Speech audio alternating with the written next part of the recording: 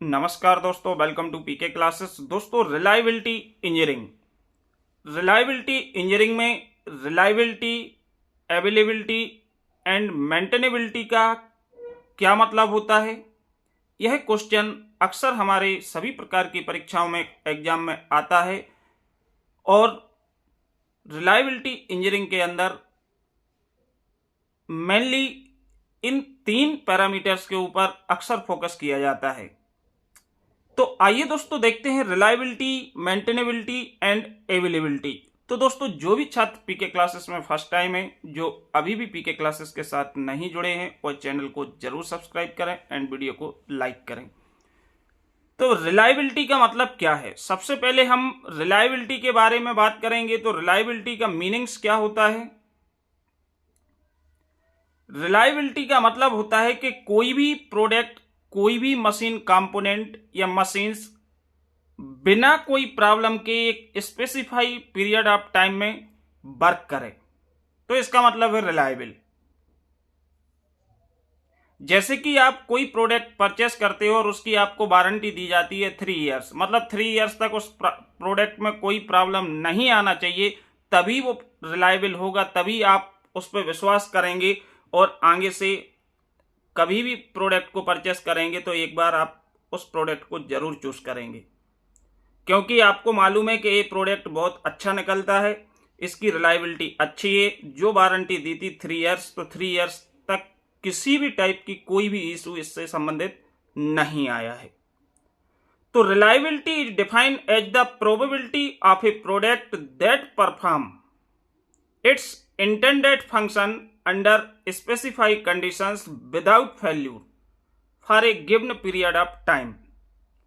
मतलब रिलायबिलिटी जो है प्रोबेबिलिटी ऑफ ए प्रोडक्ट, किसी भी प्रोडक्ट की मशीन पार्ट, मशीन कंपोनेंट की जो प्रोबेबिलिटी है वो हमारी क्या होती है? रिलायबिलिटी, जो performing it's intended function under specify condition, जो एक निश्चित समय सीमा में स्पेसिफाई कंडीशन में बिना खराब हुए, बिना टूटे हुए, बिना फेल हुए वर्क को परफॉर्म करता है, ये क्या होती है? रिलायबिलिटी होती है। अक्सर हम जाते हैं, कोई भी कंपनी का प्रोडक्ट परचेस करते हैं तो हमको 1 ईयर, 2 ईयर, 3 इयर्स की वारंटी मिलती है। तो कंपनी के लिए क्या है कि ये विश्वास होता है, उसकी एक रिलायबिलिटी होती है कि जो हम प्रोडक्ट मैन्युफैक्चर कर रहे हैं ये 1 साल तक इसमें कोई खराबी नहीं आएगी, इसलिए वो वारंटी देते हैं, क्योंकि उनको विश्वास है। ऐसा तो है नहीं है कि आपको वारंटी दे दी और 6 महीने में खराब, तो हर दूसरा आदमी रिपेयरिंग के लिए, सुधार के लिए, रिटर्न के लिए खड़ा ही रहेगा शॉप पे।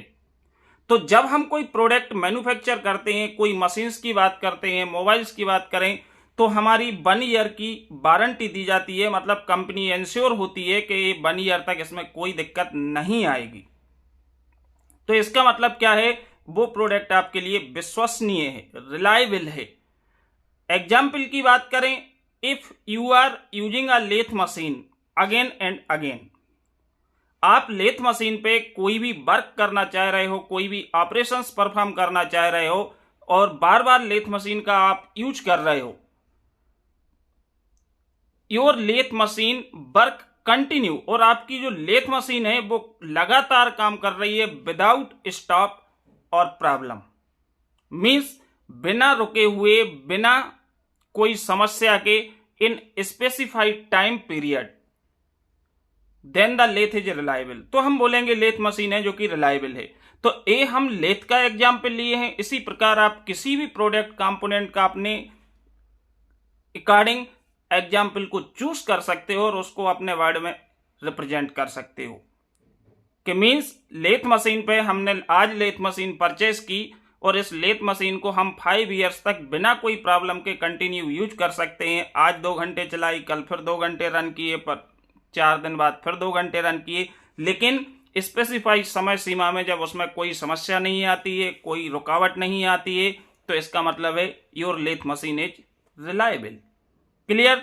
तो ये हमारी सबसे पहली पैरामीटर्स है रिलायबिलिटी इंजीनियरिंग में, reliability.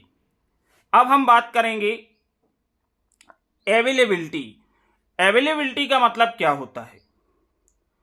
Availability means percentage of time that in items has not failed, मतलब वह समय सीमा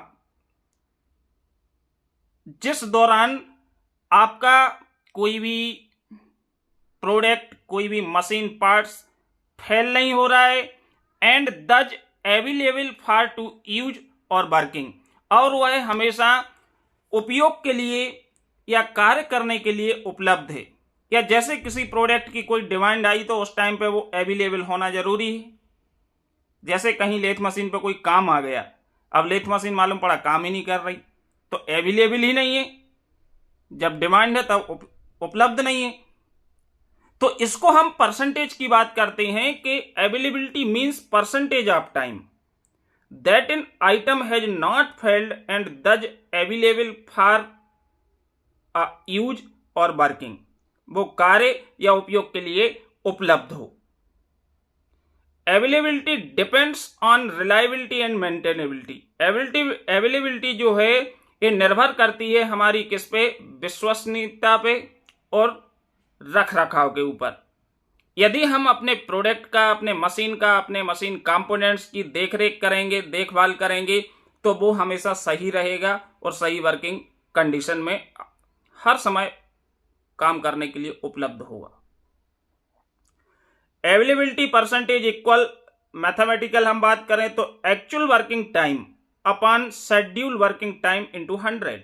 तो इससे आपकी परसेंटेज ऑफ अवेलेबिलिटी फाइंड होगी कि हमारा जो कोई भी मशीन पार्ट या कंपोनेंट या प्रोडक्ट है वो कितने परसेंटेज ऑफ टाइम के लिए उपलब्ध हो सकता है। क्लियर? कि जैसे हमको आज हम आपकी शॉप पे आए, भैया मुझे ये चाहिए, लेकिन वो उपलब्ध ही नहीं है, अवेलेबिलिटी आपकी कहाँ गई? भाई आप अच्छा, मालूम है आप अच्छी क्वालिटी का प्रोडक्ट सेल करते हो, आप अच्छी रिलायबल प्रोडक्ट को बनाते हो, लेकिन जब आपके पास उपलब्ध ही नहीं है जरूरत पे, तो वो अवेलेबिलिटी तो आपकी जीरो हो गई। तो actual working time upon schedule working time, actual working time क्या है और आपने कितना वर्किंग टाइम शेड्यूल किया था, अब इसमें से उस समय के लिए हमारी जो किसी भी प्रोडक्ट या मशीन की बात कर रहे हैं वो अवेलेबल होना आवश्यक है। इसके बाद जो आपका थर्ड पैरामीटर्स है इस रिलायबिलिटी के अंदर, जो काफी महत्वपूर्ण है, ये तीनों पैरामीटर्स। तो इसमें थर्ड आपकी है maintainability. Maintainability means quickly and easily maintenance of machine और इक्विपमेंट। जैसे हम बोलते हैं मेंटेनेबिलिटी, मतलब हम किसी चीज को मेंटेन करके रखे हुए, संभाल के रखे हुए हैं। तो मेंटेनेबिलिटी का मतलब होता है देखभाल, मेंटेनेंस। जैसे कि हम भैया गाड़ी चलाते हैं तो गाड़ी में सुबह सुबह हम पेट्रोल देखते हैं और टायरों में हवा देखते हैं कि भाई गाड़ी में पेट्रोल है कि नहीं, हवा है कि नहीं। आप यदि हवा समय टू समय चेक करा रहे तो आपकी जो टायर की सर्विस लाइफ है वो अच्छी मिलेगी। कम हवा में ड्राइव कर रहे हैं, 3 लोग बैठ के ड्राइव कर रहे हैं, आपके टायर्स बियर आउट हो जाएंगे, घिस जाएंगे जल्दी। तो यहां पे बात आती है मेंटेनेबिलिटी की। Maintainability means quickly and easily maintenance of machine और इक्विपमेंट ऑन शेड्यूल। जैसे कि हमको कभी भी हम बाइक को परचेस करते हैं तो हमको 5 to 6 जो सर्विसिंग है वो फ्री ऑफ कॉस्ट मिलती है, सर्विस चार्ज उस पर नहीं लगता है, ये हर कंपनी वाले देते हैं। तो इसका मतलब है कि जब वो आपको 6 सर्विसिंग फ्री ऑफ कॉस्ट दे रहे हैं तो उसके लिए एक शेड्यूलिंग होती है कि आपको 1000 किलोमीटर चलने के बाद पहली सर्विसिंग कराना है, फिर 3000 पे करवाना है, फिर 5000 पे, फिर 10000 पे। Means this is a schedule time. और शेड्यूल टाइम पे आप जो यदि मेंटेनेंस करते हो और गाड़ी की सर्विसिंग कराते हो तो आपकी गाड़ी की जो लाइफ होगी वो ज्यादा होगी। व्हेन समथिंग गोज रॉन्ग, जब कुछ गलत दिशा में जा रहा हो, गलत आपकी गाड़ी आवाज ज्यादा कर रही है, तो इसके लिए यदि आप क्या करोगे, उसका प्रॉपर मेंटेनेंस रखोगे तो ये समस्याएं नहीं आएंगी। It has 2 category, one is serviceability and other is repairability. ये 2 कैटेगरी में डिवाइड है मेंटेनेबिलिटी। एक तो सर्विसेबिलिटी, इंस्पेक्शन, मेंटेनेंस, और दूसरी है repairability. Serviceability means conducting scheduled inspection. Serviceability के अंदर आता है कि हम जो शेड्यूल्ड इंस्पेक्शन है, चेकिंग है अपने इक्विपमेंट की, मशीन्स की, वो शेड्यूल के अनुसार करें, टाइम टेबल के अनुसार। यदि हम उसको करवाते रहेंगे तो बीच में कभी आपके प्रोडक्ट जो है वो रुकेगा नहीं, खराब नहीं होगा, कोई मशीन रुकेगी नहीं। एंड सर्विस, जबकि repairability means ease of restoring service after failure. Means यदि बाय चांस, चलो ठीक है, कोई प्रोडक्ट खराब हो गया, फेल हो गया, डैमेज हो गया, तो उसको रीस्टोर करने में, पुनः चालू करने में कितना समय लगेगा, ये भी डिपेंड करेगा। जल्दी यदि ठीक हो जाएगा तो हमारा काम लॉन्ग टाइम के लिए रुकेगा नहीं, मैन्युफैक्चरिंग रुकेगी नहीं, आपका ऑपरेशंस रुकेगा नहीं, कंटिन्यू आप फटाक से रिपेयर करके आसानी से रीस्टोर करके पहले जैसा बना के फिर वर्क में ले सकते हो।